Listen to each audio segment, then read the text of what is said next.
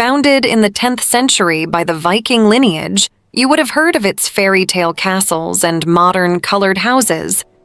But one interesting fact is that this city really lies at the front line of green living.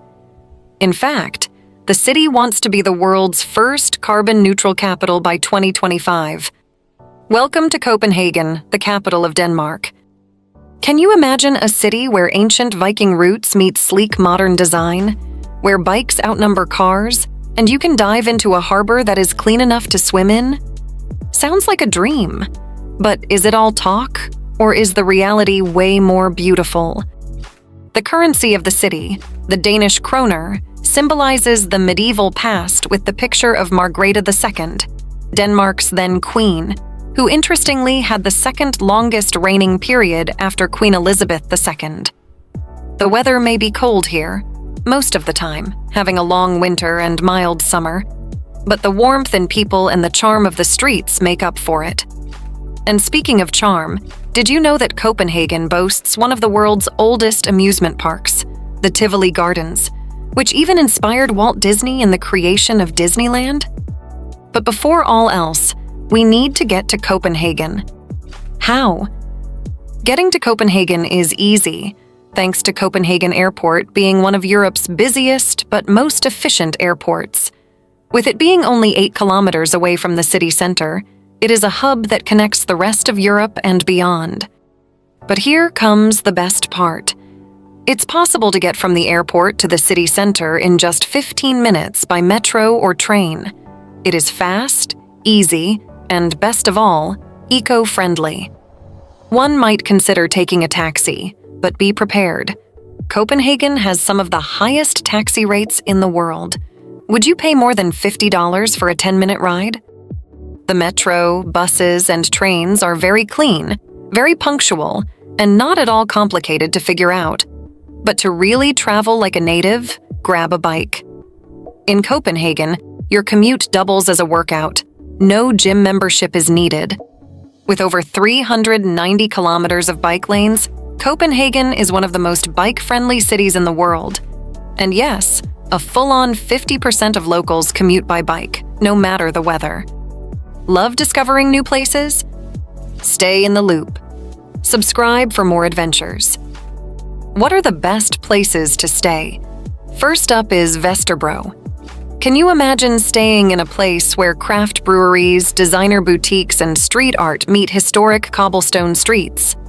This hipster paradise is packed with cool cafes and vintage shops, perfect for those who love a bit of edge. Then there's Nørrebro. Think vibrant graffiti, cozy coffee shops, and food that can transport you across the globe in one go. Be it Middle Eastern shawarma or Nordic pastries, Nørrebro simply has it all. Would you try a kebab from a food truck and then head into a restaurant with Michelin stars? That would be Nørrebro quirky, diverse, and full of life. Yet again, the city center, or Indre By, is where the royal past of Copenhagen meets the modern-day luxury. Just think about being within walking distance from the royal palace and historic churches to busy shopping streets. The colorful townhouses around the iconic Nyhavn harbor to the magical Rosenborg Castle. These places let you live in the heart of Danish history. If you feel particularly adventurous, head to Christianshavn, whose Amsterdam-like canals bisect some quite picturesque 17th century buildings. It is also home to the internationally famous Freetown Christiania, a self-described autonomous neighborhood, and unlike anything else you are likely to see. Would you walk through an area where photography is banned and green light district stalls openly sell cannabis? Here is where high standards are a real thing. What to do in Copenhagen, you ask? Begin with The Little Mermaid, a statue developed from the popular fairy tale by Hans Christian Andersen. This little figure sits on a rock at the promenade L'Angelini and has undergone all types of vandalism, from decapitation to explosions. Next to this is Tivoli Gardens, the second oldest amusement park in the world, literally set dead center in the middle of town. Inaugurated in 1843, the The great thing about Tivoli is that it is not solely an amusement park. It's also a cultural space with outdoor concerts, displays of colored lights, and gardens. The charm of Tivoli has inspired even Walt Disney to create Disneyland. Christiansborg Palace will explain a great deal of Danish history. It is an impressive palace, housing all three branches of Denmark's government, which are the Parliament, the Supreme Court, and royal reception rooms. Visitors can explore the grand halls, view the Queen's tapestries, or climb the tower for panoramic city views.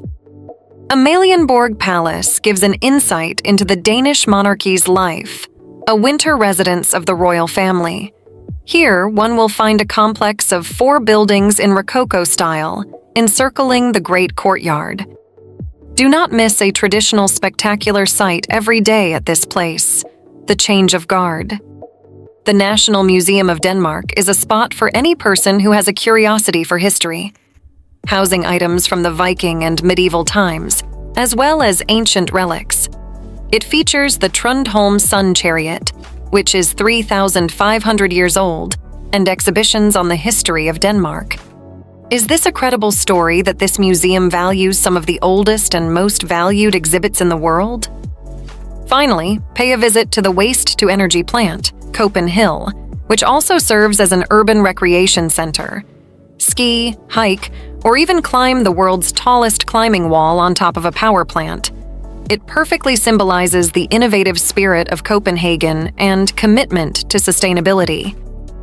But what about food? Now for food. Can you believe that Copenhagen is home to a number of the world's best-ranked restaurants?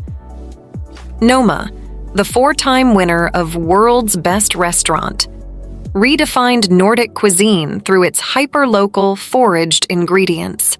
Copenhagen's veggies are so hip, they probably have Instagram accounts. Why not throw in a follow?